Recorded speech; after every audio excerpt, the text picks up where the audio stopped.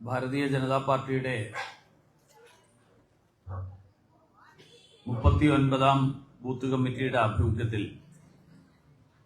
നമ്മുടെ ഈ പ്രദേശത്ത് നിന്ന് തെരഞ്ഞെടുക്കപ്പെട്ടിട്ടുള്ള 2 കൗൺസിലർമാർ, ഞാണ്ടൂർക്കോണം വാർഡിൽ നിന്ന് തെരഞ്ഞെടുക്കപ്പെട്ടിട്ടുള്ള ശ്രീ എ പ്രദീപ് കുമാറും അതോടൊപ്പം ചെങ്കോട്ടുകോണം വാർഡിൽ നിന്ന് തെരഞ്ഞെടുക്കപ്പെട്ടിട്ടുള്ള ശ്രീമതി അർച്ചന മണികണ്ഠനും നൽകുന്ന ഈ സ്വീകരണത്തിൽ അധ്യക്ഷത വഹിക്കുന്ന ശ്രീ സജികുമാർ, ഇവിടെ വേദിയിൽ സന്നിഹിതരായിട്ടുള്ള ബഹുമാന്യരായിട്ടുള്ള കൗൺസിലർമാർ, ഭാരതീയ ജനതാ പാർട്ടിയുടെ Chenkottukonam area president JR Shibulal, general secretary Shri Manoj Kumar, ആശംസകൾ നേരുന്ന ശ്രീ മഹേഷ് നായർ, ചെങ്കോട്ടുകോണം ഏരിയയുടെ Karshaka Morcha general secretary Shri G Santhosh Kumar, Bharatiya Janata പാർട്ടിയുടെ നിയോജക മണ്ഡലം കമ്മിറ്റി അംഗം ശ്രീമതി ലതാകുമാരി,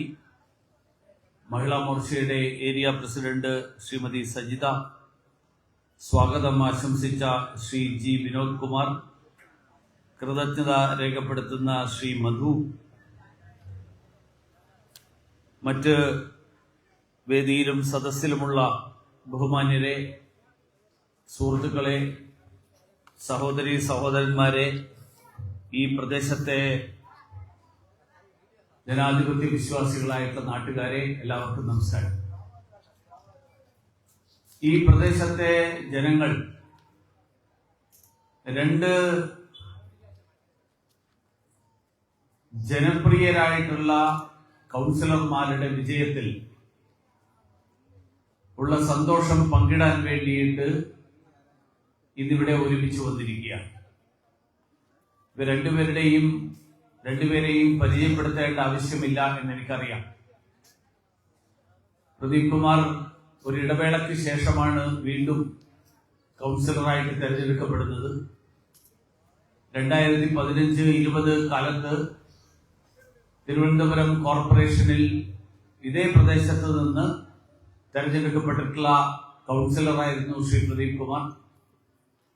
അർച്ചന മണികണ്ഠൻ കഴിഞ്ഞ തവണ 2020-25 കാലഘട്ടത്തിൽ കൗൺസിലറായി പ്രവർത്തിച്ചിട്ടുള്ള ആളാണ്.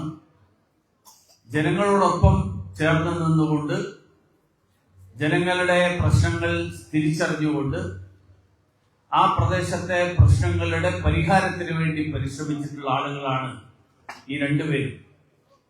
ഞാൻ തെരഞ്ഞെടുപ്പ് കാലഘട്ടത്തിൽ ഈ പ്രദേശത്ത് പല വ്യക്തികളെയും കാണാൻ നേരിട്ട് വന്നപ്പോൾ ഇവര് 2 പേരെ കുറിച്ചും ജനങ്ങൾ വളരെയേറെ പ്രതീക്ഷയോടുകൂടിയും അതോടൊപ്പം കഴിഞ്ഞ കാലങ്ങളിൽ അവർ നടത്തിയിട്ടുള്ള പ്രവർത്തനങ്ങളിലുള്ള സംതൃപ്തിയോടുകൂടിയാണ് ജനങ്ങൾ ഇവർ വീണ്ടും തെരഞ്ഞെടുക്കപ്പെട്ടു വരണം എന്നുള്ള ആഗ്രഹം പ്രകടിപ്പിച്ചത്.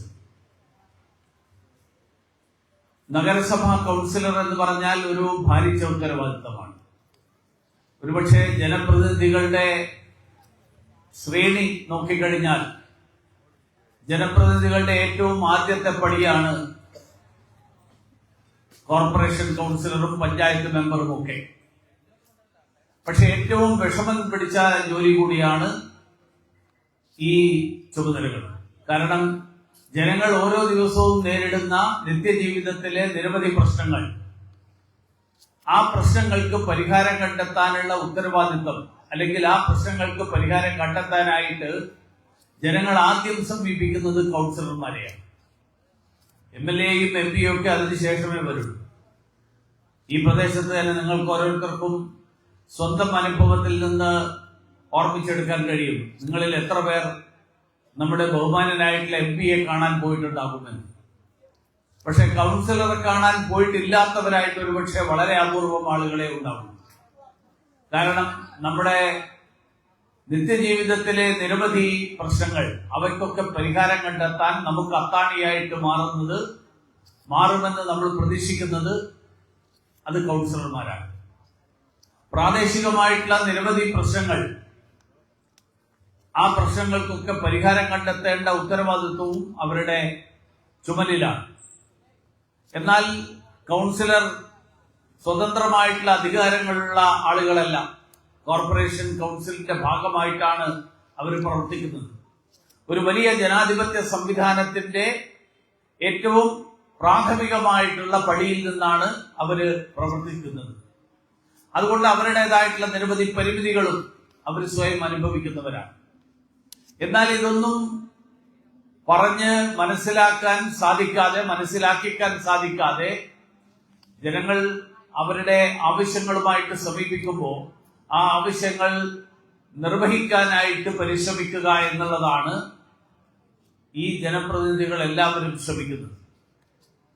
അത് ഭാരതീയ ജനതാ പാർട്ടിയുടെ ജനപ്രതിനിധികളായിട്ടുള്ള ആളുകൾ വളരെ ഫലപ്രദമായിട്ട് നിർവഹിച്ചു എന്നുള്ളത് കൊണ്ടാണ് ഇന്ന് തിരുവനന്തപുരം കോർപ്പറേഷനിൽ ഭാരതീയ ജനതാ പാർട്ടിയുടെയും ദേശീയ ജനാധിപത്യ സഖ്യത്തിന്റെയും ഒക്കെ അംഗസംഖ്യ 35 നിന്ന് 50 ഉയർന്നിട്ടുള്ളത്.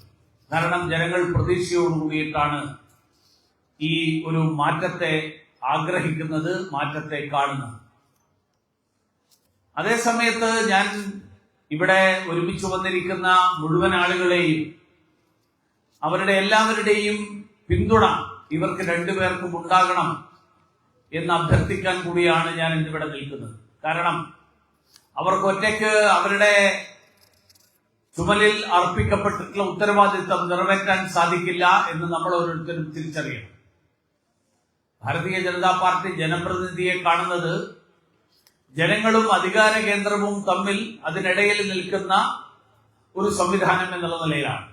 ആ സംവിധാനം ഫലപ്രദമായി പ്രവർത്തിക്കുന്നത് സംഘടനയുടെ കൂടി പിന്തുണയോടുകൂടിയാണ്. സംഘടനയുടെയും താൻ പ്രതിനിധീകരിക്കുന്ന ജനങ്ങളുടെയും ഇവരുടെ രണ്ടുപേരുടെയും പിന്തുണയോടുകൂടി ഇവരുടെ രണ്ടുപേരുടെയും പരിശ്രമത്തിലൂടെ ആണ് ജനപ്രതിനിധിയിൽ അർപ്പിക്കപ്പെട്ടിട്ടുള്ള ഉത്തരവാദിത്തം സമ്പൂർണമായിട്ടും നിറവേറ്റാൻ സാധിക്കുക. അങ്ങനെയുള്ള ഒരു പ്രവർത്തനം, ആ പ്രവർത്തനമാണ് അവര് വരും കാലങ്ങളിൽ കാഴ്ചവെക്കാൻ ആഗ്രഹിക്കുന്നത്. അതാണ് ഭാരതീയ ജനതാ പാർട്ടി ജനപ്രതിനിധിയെ കുറിച്ചുള്ള കാഴ്ചപ്പാടിലൂടെ ആ കാഴ്ചപ്പാട് വെച്ച് പുലർത്തുന്നത്. പ്രധാനമന്ത്രി നരേന്ദ്രമോദിജി തന്നെ പല ഘട്ടങ്ങളിൽ അദ്ദേഹം സൂചിപ്പിച്ചിരുന്നു. അദ്ദേഹം പറഞ്ഞു, ഞാൻ പ്രധാനമന്ത്രി എന്നുള്ള പേരിൽ അറിയപ്പെടുന്നതിനേക്കാളും പ്രധാന സേവകൻ എന്നുള്ള പേരിൽ അറിയപ്പെടാനാണ് ആഗ്രഹിക്കുന്നത് എന്ന് പറഞ്ഞാൽ അധികാരം എന്നുള്ളത് തനിക്ക് സുഖമായി ജീവിക്കാനോ തനിക്ക് സന്തോഷിക്കാനോ വേണ്ടിയുള്ളതല്ല, പകരം ജനങ്ങൾക്ക് വേണ്ടിയിട്ട് പ്രവർത്തിക്കാനുള്ള ഒരു ദൗത്യം അല്ലെങ്കിൽ അങ്ങനെയുള്ള ഒരു ചുമതലയാണ് ഈ പറഞ്ഞ പദവികൾ, ജനപ്രതിനിധി എന്നുള്ള പദവി എന്നുള്ള കാഴ്ചപ്പാടോടുകൂടിയാണ് ഭാരതീയ ജനതാ പാർട്ടി പ്രവർത്തിച്ചുകൊണ്ടിരിക്കുന്നത്. ആ പ്രവർത്തനം തീർച്ചയായിട്ടും കഴിഞ്ഞ കാലങ്ങളിൽ ചെയ്തതുപോലെ തന്നെ അതൊരുപക്ഷെ അതിനേക്കാൾ മെച്ചപ്പെട്ട രീതിയിൽ അവർക്ക് പ്രവർത്തിക്കാൻ നിങ്ങളുടെ എല്ലാവരുടെയും പിന്തുണ അഭ്യർത്ഥിച്ചുകൊണ്ട് ഇവിടെ ഭാരതീയ ജനതാ പാർട്ടിയുടെ 2 ജനപ്രതിനിധികളെ തെരഞ്ഞെടുത്ത ഈ പ്രദേശത്തെ ജനങ്ങൾക്ക് പാർട്ടിയുടെ സംസ്ഥാന ഘടകത്തിന്റെ നന്ദി രേഖപ്പെടുത്തിക്കൊണ്ട് നിങ്ങളോടൊപ്പം ഈ സന്തോഷത്തിൽ പങ്കുചേരാൻ എനിക്കിവിടെ ലഭിച്ചിട്ടുള്ള അവസരത്തിലുള്ള സന്തോഷം കൂടി രേഖപ്പെടുത്തിക്കൊണ്ട് എല്ലാവർക്കും ക്രിസ്മസിന്റെയും നവവത്സരത്തിന്റെയും പുതിയ വർഷത്തിന്റെയും ആശംസകൾ നേർന്നുകൊണ്ട് ഞാൻ എന്റെ വാക്കുകൾ അവസാനിപ്പിക്കുന്നു. എല്ലാവർക്കും നമസ്കാരം.